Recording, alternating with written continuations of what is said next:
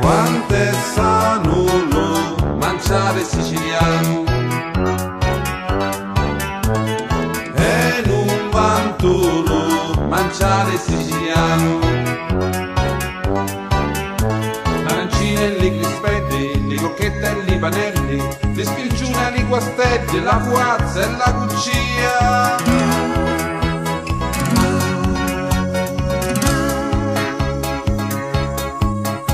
La pasta con le sarde, con broccolo non caciata, un macco con le fave, la carne ammorticata.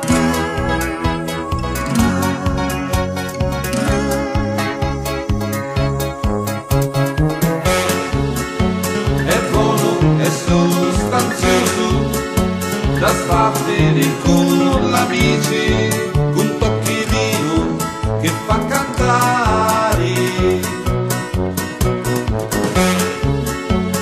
Tanto desiderato come la femmina musciana che ha vinto sangue, ha voglia d'amare.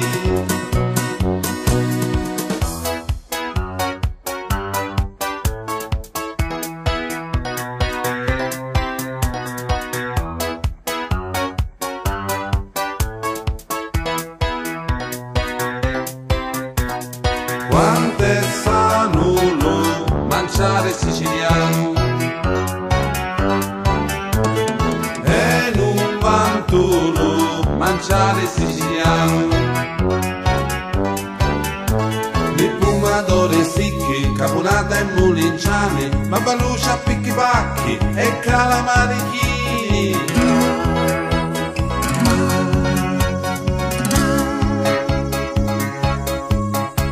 Arance e mandarini, mennole e figagliani, la mette e pignolata, cannone e la cassata.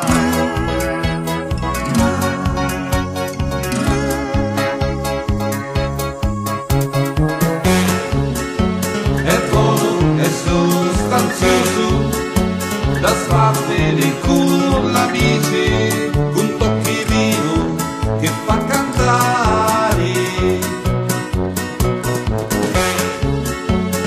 Tanto desiderato come la femmina musciata che ha vinto sangue, ha voglia d'amare.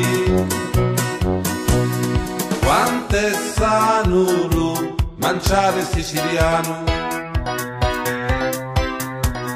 e non vantulo mangiare siciliano.